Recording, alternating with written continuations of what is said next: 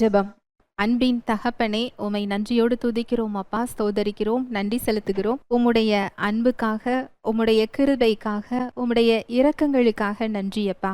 எங்களுக்கு என்ன என்ன தேவைகளோ எல்லாவற்றையும் சிலுவையில் செய்து முடித்திருக்கிறீர். நீரே வாக்குறுதி கொடுத்து நிறைவேற்றி முடித்திருக்கிறீரப்பா. நன்றி செலுத்துகிறோம். பரிசுத்த ஆவியானவரே, வேதத்தின் இரகசியங்களை, மறைபொருட்களை எங்களுக்கு எளிமையாக நாங்கள் புரிந்து கொள்ளும் வகையில் கற்றுக் கொடுக்கிறதற்காக நன்றியப்பா. தடைகளை, மனக்கடினத்தை இயேசுவின் நாமத்தினாலே அப்புறப்படுத்துகிறேன். சத்தியத்தை அறிந்து கொள்ளக்கூடிய உணர்வுள்ள இருதயத்தை, தாழ்மையுள்ள இருதயத்தை எங்கள் ஒவ்வொருவருக்கும் நீர் தருகிறதற்காக நன்றி செலுத்துகிறேன். முழுமையாக அர்ப்பணிக்கிறேன். இயேசுவின் மூலம் ஜெபிக்கிறேன் நல்ல பிதாவே, ஆமேன்.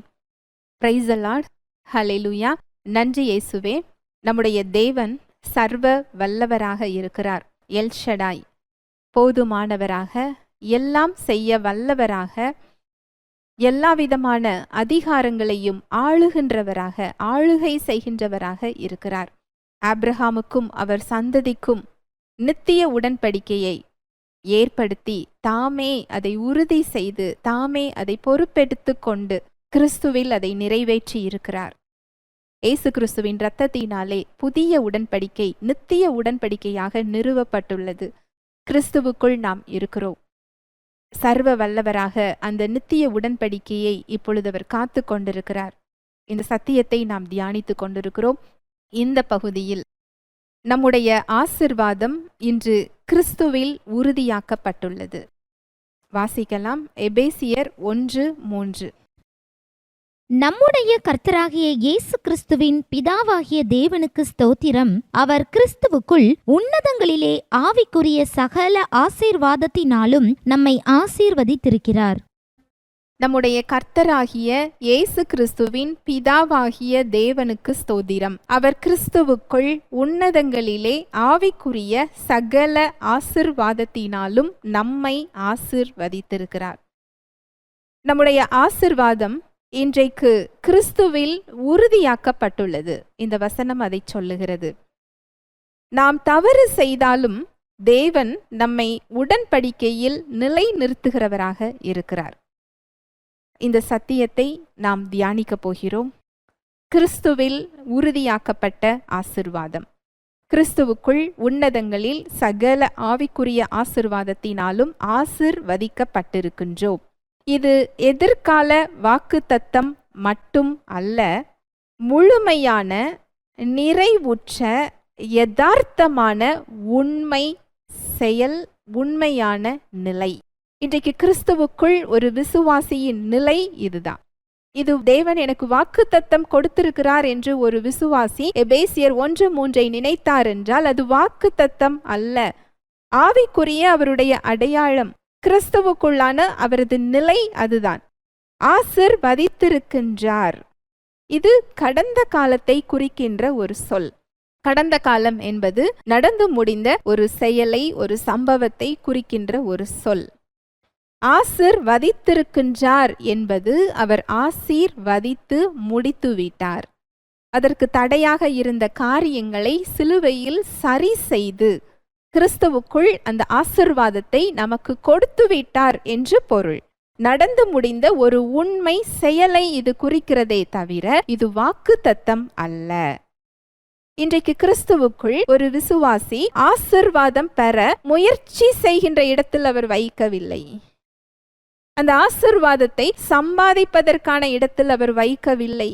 அந்த தயவிற்காக காத்திருக்கின்ற இடத்தில் அவர் வைக்கவில்லை. கிறிஸ்துவில் இருப்பதினால் ஆசீர்வாதமான நிலையில் நாம் நின்று கொண்டிருக்கிறோம். இன்றைக்கு நீங்கள் இயேசு கிறிஸ்துவை இரட்சகராக ஏற்று கொண்டிருப்பீர்கள் என்றால் நீங்கள் ஆசீர்வதிக்கப்பட்ட நிலையில் நின்று கொண்டிருக்கிறீர்கள். உங்களது ஆவிக்குரிய நிலை அதுதான். உங்களது அடையாளம் அதுதான். கிறிஸ்துவுக்குள் சகல ஆவிக்குரிய ஆசீர்வாதத்தினாலும் உன்னதங்களிலே உங்களை அவர் ஆசீர்வதித்திருக்கிறார். கிறிஸ்துவில் உறுதியாக்கப்பட்ட ஆசீர்வாதம். இது எதிர்கால வாக்குத்தத்தம் அல்ல, கடந்த காலத்தில் நடந்து முடிந்த ஒரு உண்மை செயல், ஒரு உண்மையான நிகழ்வு. ஹல்லேலூயா. Praise the lord. இன்றைக்கு ஒரு விசுவாசி காத்திருக்க வேண்டிய அவசியம் இல்லை, அறிந்து கொள்ள வேண்டிய இடத்தில் நின்று கொண்டிருக்கிறார். இதன் பொருள் அதுதான். நாம் சம்பாதிக்க வேண்டிய இடத்தில் அல்ல, அறிந்து கொண்டு விசுவாசத்தின் மூலம் சுதந்திரிக்க வேண்டிய இடத்தில் நாம் நின்று கொண்டிருக்கிறோம்.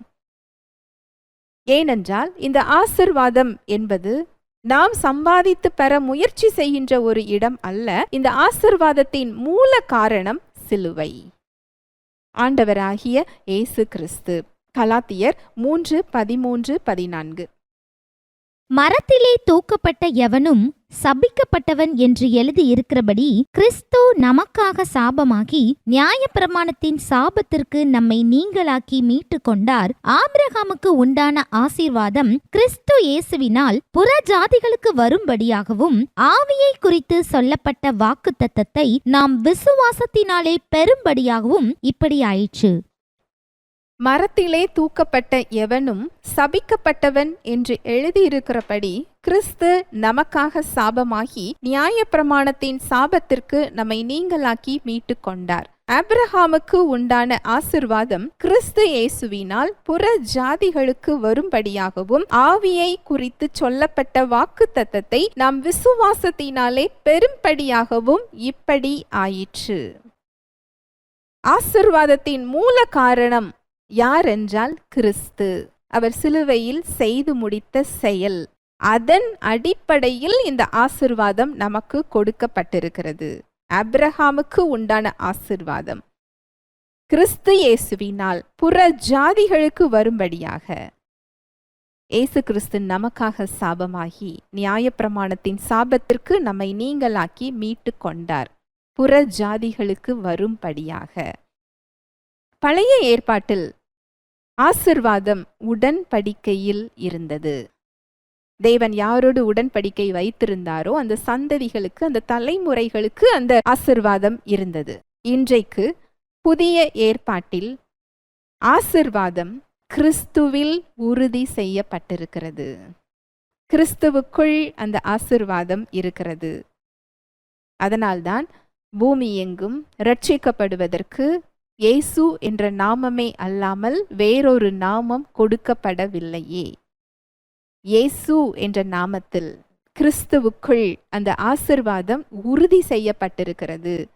கிறிஸ்துவினால் நம்முடைய பாவம் சாபம் நீக்கப்பட்டு, அவருடைய இரத்தத்தினால் கழுவப்பட்டு, அந்த தடைகள் நீக்கப்பட்டு, அந்த ஆசீர்வாதம் அதை பெற்றுக்கொள்ளக்கூடிய இடத்திற்கு நாம் வந்திருக்கிறோம். அதற்கு மூல காரணம் இயேசு கிறிஸ்து அவர் செய்த செயல்கள், சிலுவையில் அவர் செய்து முடித்த செயல்கள். சிலுவை அப்படிங்கிறது சாபம் முடிந்த இடம், ஆசீர்வாதம் தொடங்கிய இடம். வேதத்துல நீங்க வசனங்களை பார்க்கலாம். நம்முடைய அக்கிரமங்களை தேவனுக்கும் நமக்கும் இடையே ஒரு பிரிவினையை, ஒரு பகையை உண்டு பண்ணி இருந்தது. அந்த பாவமாகிய பகை தேவனிடத்தில் செல்லக்கூடாமல், அவருடைய உறவிற்குள் செல்ல முடியாமல், அவருடைய வல்லமைகளையும் வாக்குறுதிகளையும் ஆசீர்வாதங்களையும் பெற்றுக்கொள்ள விடாமல் தடுத்து வைத்திருந்தது. ஆனால் இரக்கத்தில் ஐஸ்வர்யவானான நம்முடைய தேவனோ நம்முடைய பலவீனங்களையும், நம்முடைய தவறுகளையும், நம்முடைய அக்கிரமங்களையும் அவர் பாராமல் மிகுந்த அன்பினாலே இயேசு கிறிஸ்துவின் இரத்தத்தின் மூலமாக இப்பேற்பட்ட ஒரு கிருபையை, ரட்சிப்பை நமக்கு இலவசமாக அவர் கொடுத்திருக்கிறார். ஒருவர் கூட கெட்டு போகாமல் எல்லோரும் நித்திய ஜீவனை பெறும்படிக்கு அவரை தந்தருளி உலகத்தை இவ்வளவாக அன்பு கூர்ந்தார் என்று வேதம் சொல்லுகிறது. நாம் பாவிகளாக இருக்கையில், எதிரியாக இருக்கையில் இப்பேற்பட்ட கிருபையை அவர் நமக்கு காண்பித்திருக்கிறார். நாம் எதிரியாக இருக்கும் பொழுதே இப்பேற்பட்ட கிருபையை காண்பித்திருக்கிறாரே. இன்றைக்கு கிறிஸ்துவுக்குள் அவருடைய சொந்த பிள்ளைகளாக மாற்றப்பட்டிருக்கிறோமே. அவருடைய கிருபை, அவருடைய ரட்சிப்பு, அவருடைய அன்பு எவ்வளவு நிச்சயமானது. இந்த கிருபையையும் இந்த இரக்கத்தையும் அவரது இயல்பின்படி அவர் கொடுத்திருக்கிறார். கிறிஸ்துவில் அதை உறுதியாக்கி நமக்கு கொடுத்திருக்கிறார். சிலுவை என்பது சாபம் முடிந்த இடம், நம்முடைய பாவம் தீர்க்கப்பட்ட இடம், நம்முடைய அக்கிரமம் கழுவப்பட்ட ஒரு இடம். சிலுவை என்பது ஆசீர்வாதம் தொடங்கிய இடம், தேவனுடைய பிள்ளையாக நாம் ஏற்றுக்கொள்ளப்பட்ட ஒரு இடம். 2 தீமோத்தேயு 2:13 வாசிக்கலாம். நாம் உண்மை இல்லாதவர்களாய் இருந்தாலும் அவர் உண்மையுள்ளவராய் இருக்கிறார். அவர் தம்மை தாம் மறுதலிக்க மாட்டார். நாம் உண்மை இல்லாதவர்களாக இருந்தாலும் அவர் உண்மையுள்ளவராக இருக்கிறார். உடன்படிக்கை நம்முடைய செயல்களின் அடிப்படையில் அல்ல, இயேசு கிறிஸ்துவின் இரத்தத்தினால் உண்டான புதிய உடன்படிக்கை. இயேசு கிறிஸ்துவின் இரத்தத்தினால் உண்டான புதிய உடன்படிக்கை நம்முடைய செயல்களின் அடிப்படையில் அல்ல, அது இயேசு கிறிஸ்துவின் இரத்தத்தினாலே அவரது கிரியையினாலே உண்டாக்கப்பட்டிருக்கிறது. அந்த உடன்படிக்கை கிறிஸ்துவுக்குள் உறுதியாக்கப்பட்டிருக்கிறது. அது தேவனுடைய இயல்பில், சுபாவத்தில் அது நிலைத்து நிற்கிறது. அவர் உண்மையுள்ளவராகவே இருக்கிறார். அது கிறிஸ்துவின் நிறைவேற்றத்தில் அது இருக்கிறது. அவர் செய்து முடித்த காரியத்தில் அது நிலை நிற்கிறது. அவர் இரத்தத்தில் நிலை நிற்கிறது. நாம் தவறினாலும் உடன்படிக்கை உடையாது. சத்தியம் அதுதான். நாம் பலவீனமாக இருந்தாலும் உடன்படிக்கை உடைந்து போகாது. நம்முடைய நிலை மாறலாம், அவருடைய இயல்பு மாறாது. இன்றைக்கு கிறிஸ்துவுக்குள் நீங்கள் இருப்பீர்கள் என்றால் அந்த நித்திய உடன்படிக்கையில் இருக்கிறீர்கள். அது உங்கள் செயல்களின் அடிப்படையில் அது உடைந்து போகாது. அது இல்லை என்று ஆகாது. என்றைக்கு கிறிஸ்துவுக்குள் நீங்கள் வந்திருக்கிறீர்களோ, அவரை ஏற்றுக்கொண்டிருக்கிறீர்களோ, உங்களது நிலை, உங்களது அடையாளம் அவருடைய பிள்ளை என்ற அந்தஸ்து. யோவான் 1:12 வாசிக்கலாம். அவருடைய நாமத்தின் மேல் விசுவாசம் உள்ளவர்களாய் அவரை ஏற்றுக்கொண்டவர்கள் எத்தனை பேர்களோ அத்தனை பேர்களும் தேவனுடைய பிள்ளைகளாகும்படி அவர்களுக்கு அதிகாரம் கொடுத்தார். அவருடைய நாமத்தின் மேல் விசுவாசம் உள்ளவர்களாய் அவரை ஏற்றுக்கொண்டவர்கள் எத்தனை பேர்களோ அத்தனை பேர்களும் தேவனுடைய பிள்ளைகளாகும்படி அவர்களுக்கு அதிகாரம் கொடுத்தார். நீங்கள் இயேசு கிறிஸ்துவை இரட்சகராக ஏற்றுக்கொண்டீர்கள் என்றால் உங்களது நிலை இதுதான், தேவனுடைய பிள்ளை என்ற அந்தஸ்து. உங்களுடைய பலவீனம் இந்த அந்தஸ்தை மாற்றி போடாது. உங்களுடைய தவறுகள் இந்த அந்தஸ்தை இழக்கச் செய்யாது. ஒரு சிறந்த உதாரணம், இளைய குமாரன் தன் தகப்பனிடத்தில் தன்னுடைய சொத்துக்களை பிரித்து கேட்டு தூர தேசத்திற்கு சென்று தகப்பனை விட்டு பிரிந்து போய் தன் கையில் உள்ள எல்லாவற்றையும் செலவழித்து பாவ செயல்களில் இருந்து எல்லாவற்றையும் இழந்து போய் பன்றிகள் சாப்பிடும் சாப்பாட்டுக்காக அவர் காத்து நின்றிருக்கும் பொழுது அந்த சாப்பாடு கூட அவருக்கு கிடைக்கவில்லை, அந்த உணவு கூட அவருக்கு கிடைக்கவில்லை. அந்த பன்றியின் உணவுக்காக அவர் காத்து கொண்டிருக்கும் பொழுது அவர் யாருடைய பிள்ளையாக இருந்தார்? அந்த செல்வந்தருடைய, அந்த தகப்பனுடைய பிள்ளை. அவருடைய பாவமோ அவருடைய பலவீனமோ அந்த மகனுடைய தவறுகளோ அந்த பிள்ளை என்ற அந்தஸ்தை இழக்கச் செய்யாது. ஆனால் தகப்பனுடனான ஐக்கியத்தை அது இழக்கச் செய்தது. தகப்பனை விட்டு பிரிந்து செல்லக்கூடிய ஒரு இடத்திற்கு அந்த பாவம் அவரை அழைத்து சென்றது. அந்த பலவீனம் அழைத்து சென்றது. தகப்பனுடைய சுதந்திரத்தை அனுபவிக்க முடியாத ஒரு இடத்திற்கு அது கொண்டு சென்றது. இன்றைக்கு விசுவாசிகளுடைய இடம் இதுதான். இந்த உடன்படிக்கையின் ஆசிர்வாதம் தேவனுடைய பிள்ளை என்ற அந்தஸ்தை நமக்கு கொடுத்திருக்கிறது. தேவனுடைய பிள்ளை என்ற நிலைப்பாட்டை, அடையாளத்தை அது கொடுத்திருக்கிறது. உங்களுடைய பலவீனங்களோ உங்களது தவறுகளோ இந்த பிள்ளை என்ற அந்தஸ்தை இழக்கச் செய்யாது. ஏனென்றால் நீங்கள் இயேசு கிறிஸ்துவின் நாமத்தினாலே இந்த அந்தஸ்தை பெற்றிருக்கிறீர்கள், இந்த அடையாளத்தை பெற்றிருக்கிறீர்கள். ஆனால் உங்களுடைய பலவீனம் அவருடனான ஐக்கியத்திலிருந்து உங்களை வெளிக்கொண்டு வரும். ஏனென்றால் இந்த அடையாளத்தை, பிள்ளை என்ற அந்த நிலையை இயேசு கிறிஸ்துவின் இரத்தத்தினாலே அவர் நமக்கு கொடுத்திருக்கிறார். வாசிக்கலாம். எபிரேயர் 13:20-21. நித்திய உடன்படிக்கையின் இரத்தத்தினாலே ஆடுகளுடைய பெரிய மேய்ப்பரான நம்முடைய கர்த்தராகிய இயேசுவை மரித்தோரிலிருந்து ஏறி வர பண்ணின சமாதானத்தின் தேவன் இயேசு கிறிஸ்துவை கொண்டு தமக்கு முன்பாக பிரியமானதை உங்களில் நடப்பித்து நீங்கள் தம்முடைய சித்தத்தின்படி செய்ய உங்களை சகலவித நற்கிரியையிலும் சீர் பொருந்தினவர்களாக்குவாராக. அவருக்கு என்றென்றைக்கும் மகிமை உண்டாவதாக. ஆமேன். நித்திய உடன்படிக்கையின் இரத்தத்தினாலே நாம் இந்த உடன்படிக்கையில் எப்படி நிலைநிறுத்தப்பட்டிருக்கிறோம், இந்த சத்தியத்தை அறிந்து கொள்வது மிகவும் அவசியமானது. தேவனுடைய உறவில் இது நம்மை பலப்படுத்தக்கூடிய ஒரு சத்தியம். நம்முடைய அடையாளத்தில் நம்மை நிலைநிறுத்தக்கூடிய ஒரு சத்தியம், நம்முடைய அடையாளத்தை அனுபவிக்கக்கூடிய ஒரு சத்தியம், நித்திய உடன்படிக்கையின் இரத்தத்தினாலே. இன்றைக்கு நாம் கிறிஸ்துவுடனான அவருடைய இரத்தத்தில் உண்டான நித்திய உடன்படிக்கை, புது உடன்படிக்கையில் எப்படி நிலைநிறுத்தப்பட்டிருக்கிறோம்? நித்திய உடன்படிக்கையின் இரத்தத்தினாலே, இயேசு கிறிஸ்துவின் இரத்தத்தினாலே நாம் நிலைநிறுத்தப்பட்டிருக்கிறோம். அவர் செய்த கிரியைகளினாலே நாம் நிலைநிறுத்தப்பட்டிருக்கிறோம். அவரே அதை காத்து கொள்கிறவராக நின்று கொண்டிருக்கிறார், முற்றுமுடைய ரட்சிக்கிறவராக நின்று கொண்டிருக்கிறார், வல்லமை உள்ளவராக இருந்து கொண்டிருக்கிறார், நமக்காக பரிந்து பேசுகிறவராக நின்று கொண்டிருக்கிறார். உடன்படிக்கை இயேசு கிறிஸ்துவின் இரத்தத்தினால் முத்திரையிடப்பட்டுள்ளது, பாதுகாக்கப்பட்டுள்ளது. நம்முடைய பலவீனங்களோ தவறுகளோ குறைவுகளோ அந்த உடன்படிக்கையை உடைத்துவிட முடியாது. அப்பேற்பட்ட ஒரு பாதுகாப்பை அது நமக்கு கொடுக்கிறது. அது மனித வாக்குறுதியின் அடிப்படையில் அல்ல, மனித பலத்தின் அடிப்படையில் அல்ல, மனித பலவீனத்தின் அடிப்படையில் அல்ல. தேவனே அங்கு வாக்குறுதி கொடுத்திருக்கிறார், தேவனே அதை உறுதி செய்திருக்கிறார். இயேசு கிறிஸ்துவின் இரத்தத்தினால் அது நிலைநிறுத்தப்பட்டிருக்கிறது. லூக்கா 22:20 அதை தான் சொல்லுகிறது. இது என் இரத்தத்தினாலே உண்டான புதிய உடன்படிக்கை. எபிரேயர் 9:12 சொல்லுகிறது, ஒரே பலியினால் நித்திய மீட்பு. இந்த மீட்பு ஒரு முறை ஏற்படுகின்ற மீட்பு அல்ல, நித்தியமாக ஏற்படுத்தப்பட்ட ஒரு மீட்பு. நாம் தவறினாலும் இரத்தத்தின் மதிப்பு குறையாது. நம்முடைய செயல்கள் அந்த இரத்தத்தின் செயலை, அதனுடைய மதிப்பை அது குறைக்க முடியாது.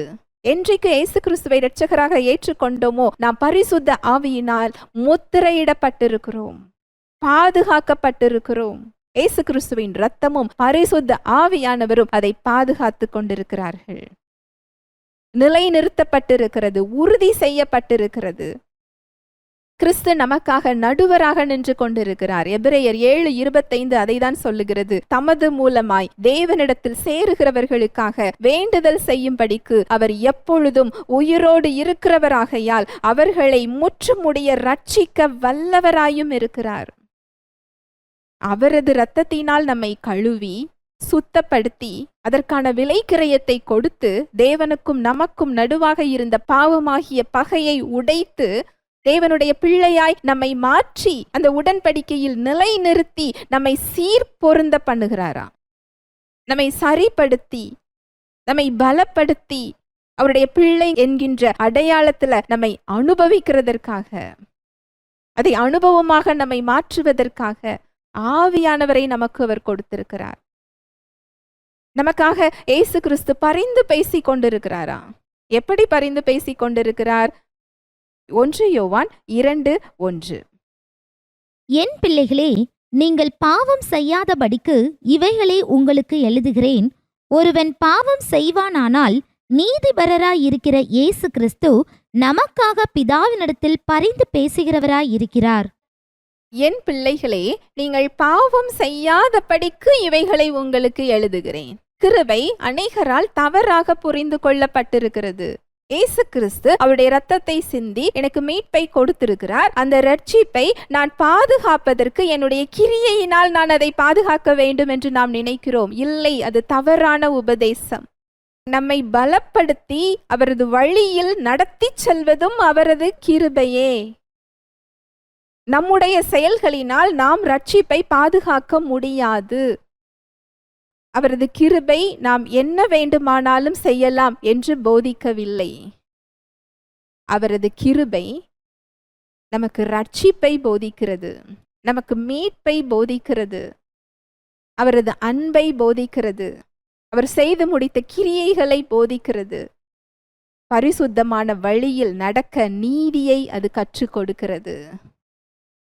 நாம் பலவீனமானவர்கள் என்பதை கற்றுக் கொடுத்து அவரது பலத்தை நமக்கு அது போதிக்கிறது, அவரது தேவையை நமக்கு அது போதிக்கிறது, நமது தவறுகளை அது உணர்த்துகிறது, அது குற்றப்படுத்துவது இல்லை.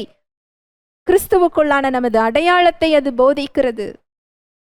அவரது நீதியின் பாதைகளில் வாழ கற்றுக் கொடுக்கிறது. அவரது நீதியின் பாதையில் வாழ நம்மை பலப்படுத்துகிறது, வழி நடத்துகிறது. இதுதான் கிருபை.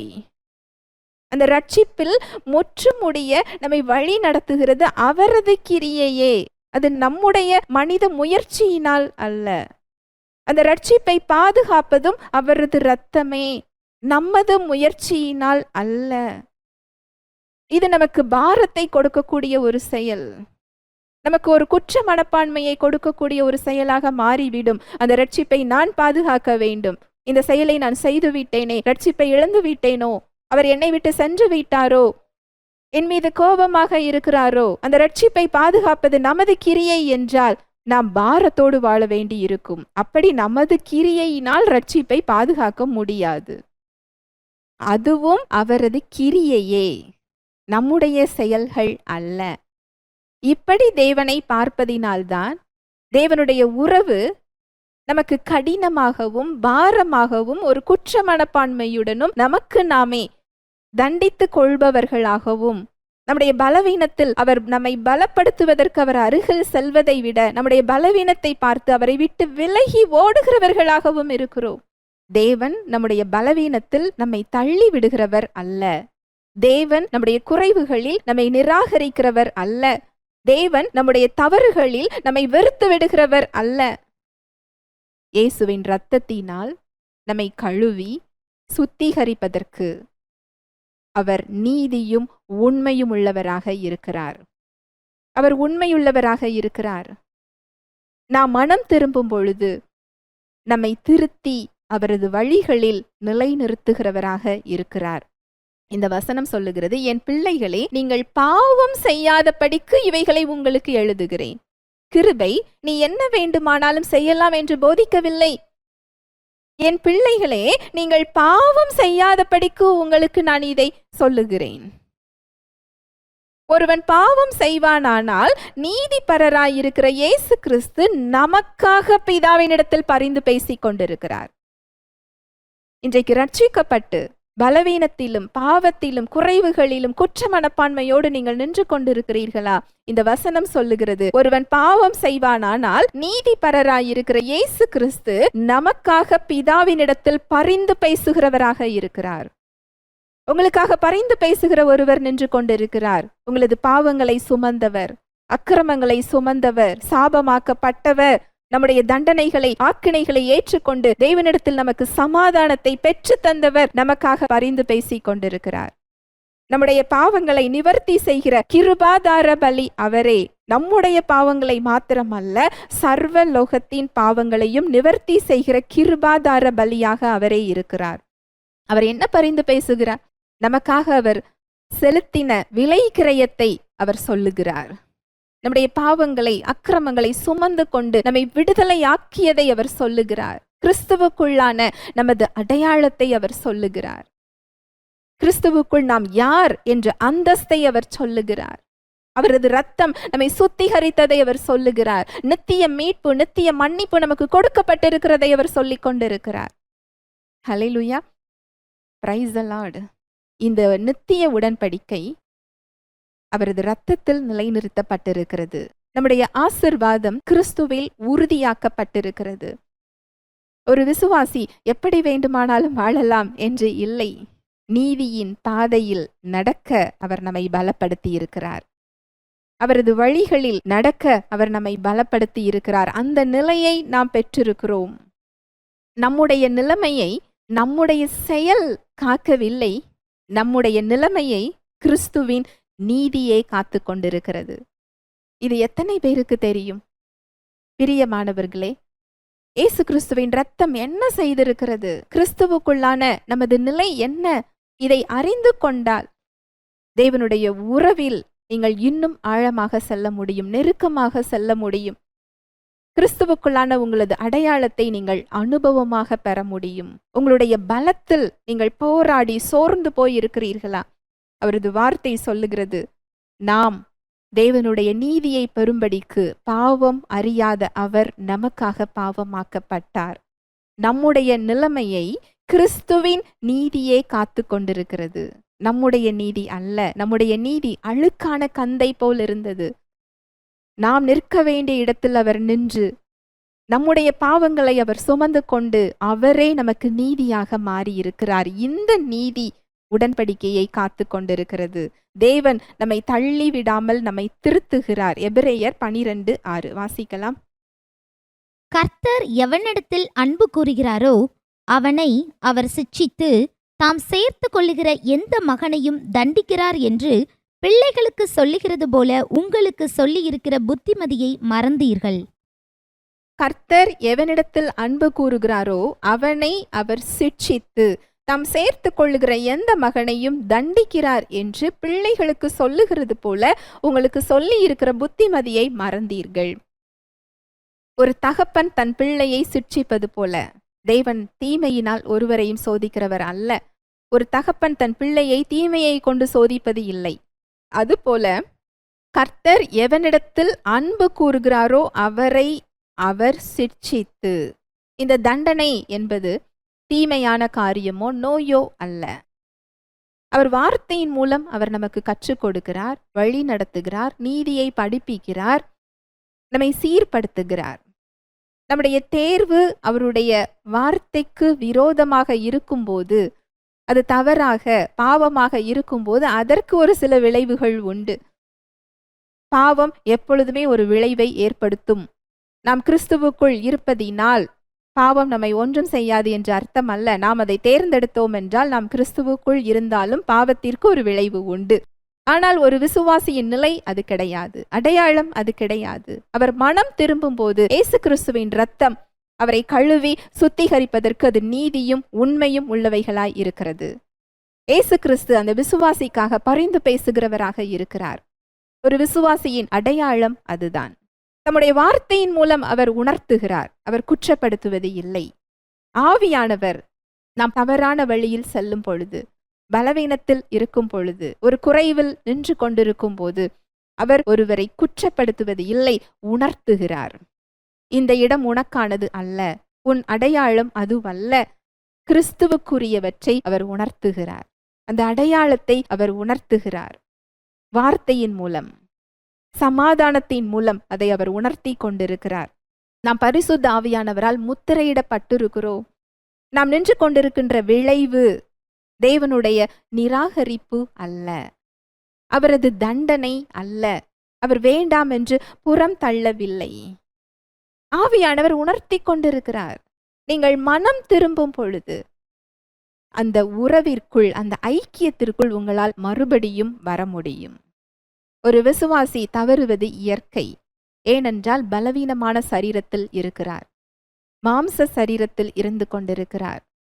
ஆனால் அந்த பாவத்திலேயே இருப்பதுதான் அந்த விளைவுகளை கொடுக்குமே தவிர, மனம் திரும்பும் பொழுது அந்த தேவனுடைய ஐக்கியத்திற்குள், அந்த உறவிற்குள் அவரால் மறுபடியும் வர முடியும். அவர் நின்று கொண்டிருக்கிற இடம் உடன்படிக்கையை உடைத்து விடாது. அவர் நின்று கொண்டிருக்கிற இடம் தேவனுடைய பிள்ளை என்ற அந்தஸ்தை இழக்கச் செய்யாது. ஆனால் தேவனுடனான ஐக்கியத்தை அது இழக்கச் செய்யும். கிறிஸ்துவுக்குள்ளான அந்த பாதுகாப்பு, ஆசீர்வாதம், அவர் கொடுத்திருக்கின்ற அடையாளம், அந்த இடம் அனுபவமாக மாறுவது அங்கு தடுக்கப்படும். இன்றைக்கு விசுவாசியோட நிலைமை இப்படிதான் இருக்கிறது. ஹல்லேலூயா, பிரைஸ் தி லார்ட். பரிசுத்த ஆவியானவர் நம்முடைய உள்ளத்தில் கிரியை செய்து கொண்டிருக்கிறார். நாம் வெளியில் சூழ்நிலையில் பார்த்து கொண்டிருக்கிறோம், அவர் உள்ளத்தில் கிரியை செய்கிறார்.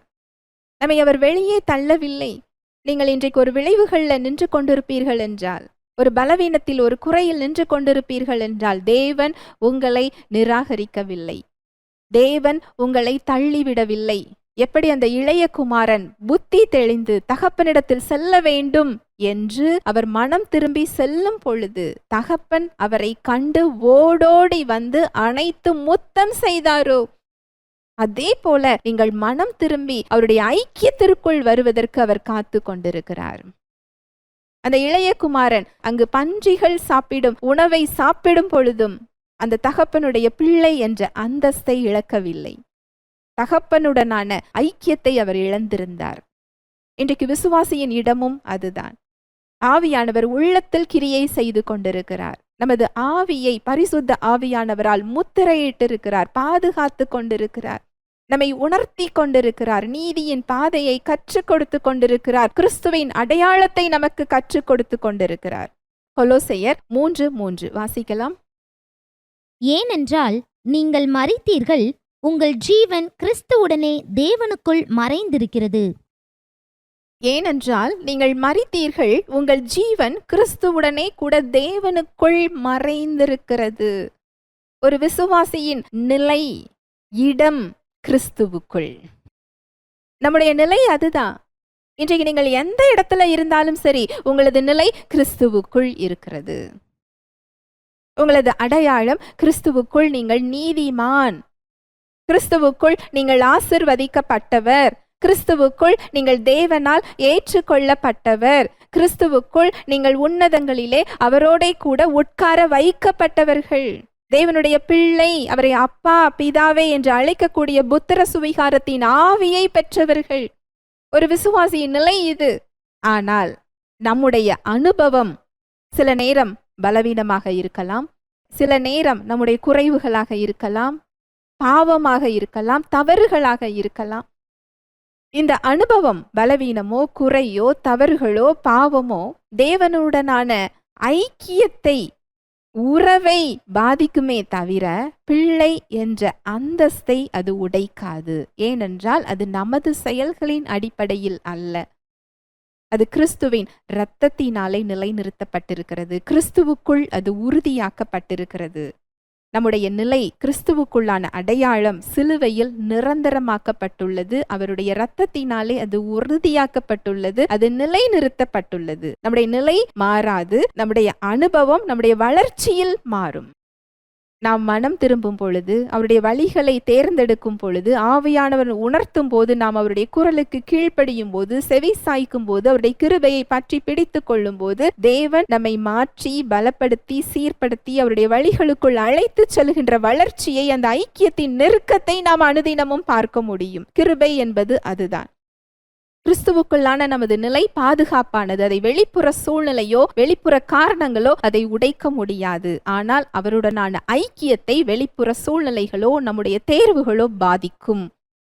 நம்முடைய தவறு ஐக்கியத்தை பாதிக்கும், தேவனுடைய உறவை பாதிக்கும். ஆனால் அவருடனான உறவை ரத்து செய்யாது.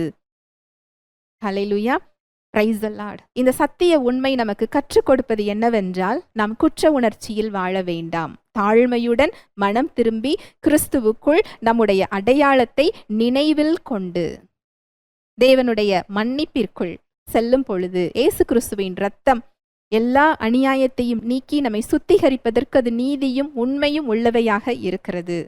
ஆசீர்வாதத்தை சம்பாதிக்க முயற்சி செய்ய வேண்டாம், கிருபையில் நடக்க கற்றுக்கொண்டால் போதும். ஆசீர்வாதம் கிறிஸ்துவில் ஏற்கனவே பாதுகாக்கப்பட்டுள்ளது.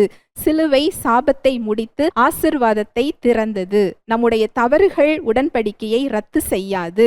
தேவன் நம்மை திருத்தி நிலைநிறுத்துகின்றவராக இருக்கிறார். கிறிஸ்துவுக்குள்ளான நமது நிலை, அடையாளம் உறுதியாக இருக்கிறது. ஆனால் அவருடனான ஐக்கியம் நம்முடைய அனுபவம், வளர்ச்சியை சார்ந்தது. நம்முடைய தேர்வை பொறுத்து அது வளருகிறது. நம்முடைய நம்பிக்கை நம் செயல்கள் மீது இல்லை, கிறிஸ்துவின் செய்து முடித்த செயல்களின் மீது உள்ளது. இதன் அடிப்படையில் தேவன் நம்மை பார்த்து கொண்டிருக்கிறார். கிறிஸ்துவுக்குள் நம்முடைய அடையாளம், நம்முடைய ஆசீர்வாதம், உடன்படிக்கை உறுதி செய்யப்பட்டுள்ளது, நிலைநிறுத்தப்பட்டுள்ளது. ஜெபிக்கலாம். அன்பின் தகப்பனே, உம்மை நன்றியோடு துதிக்கிறோம் அப்பா, ஸ்தோத்தரிக்கிறோம், நன்றி செலுத்துகிறோம். உம்முடைய அன்புக்காக, கிருபைக்காக, இரக்கங்களுக்காக நன்றி. கிறிஸ்துவுக்குள் நீர் கொடுத்த இந்த நித்தியமான உறவுக்காக, அவருடைய இரத்தத்தினால் உறுதி செய்யப்பட்ட நித்திய உடன்படிக்கைக்காக நன்றி செலுத்துகிறோம். எங்களுடைய மனித பலவீனத்தில் அல்ல, இயேசு கிறிஸ்துவின் இரத்தத்தினால் இது உறுதியாக்கப்பட்டுள்ளது. சிலுவை சாபத்தை முடித்த இடமாக, ஆசீர்வாதத்தை திறந்துவிட்ட இடமாக இருக்கிறது. நாங்கள் பலவீனமான இடங்களில் எங்களுடைய பலவீனங்களோ குறைவுகளோ தேவனுடைய உறவை, உடன்படிக்கையை அது உடைத்துவிட முடியாது. ஆனால் அவருடனான ஐக்கியத்தை அது தடுக்கிறது என்ற சத்தியத்திற்காக நன்றி. பரிசுத்த ஆவியானவர் எங்கள் உள்ளத்தில் கிரியை செய்து கொண்டிருக்கிறார். உள்ளத்தில் அவர் உள்ளாக அவர் செயல்பட்டு கொண்டிருக்கிறார். அவர் உணர்த்தி நீதியின் பாதையில் வழி நடத்துகிறார். மனம் திரும்பும் பொழுது இயேசு கிறிஸ்துவின் இரத்தம் சகல பாவங்களையும் நீக்கி சுத்திகரிப்பதற்கு, நீதியும் உண்மையும் உள்ளவையாக இருப்பதற்காக நன்றி. கிறிஸ்துவுக்குள்ளான எங்களது அடையாளம் மாறுவது இல்லை. அவருடனான ஐக்கியம் வளர எங்களுக்கு இன்றைக்கு கற்றுக் கொடுத்திருக்கிறீரப்பா, பலப்படுத்தி இருக்கிறீர். கேட்டுக்கொண்டிருக்கிற ஒவ்வொரு சகோதர சகோதரிகளையும் உடைய கரத்தில் தருகிறேன். இந்த சத்தியம் அவர்கள் கண்களை தெளிவடைய செய்ததற்காக நன்றி. குற்ற மனப்பான்மை நீங்கியதற்காக நன்றி. தைரியமாய் கிருபாசன தண்டைக்கு வரக்கூடிய நிச்சயத்தை சத்தியம் அவர்களுக்கு கொடுத்ததற்காக நன்றி. இயேசுவின் நாமத்தினாலே ஆசீர்வதிக்கிறேன். இயேசுவின் மூலம் ஜெபிக்கிறேன் நல்ல பிதாவே, ஆமென்.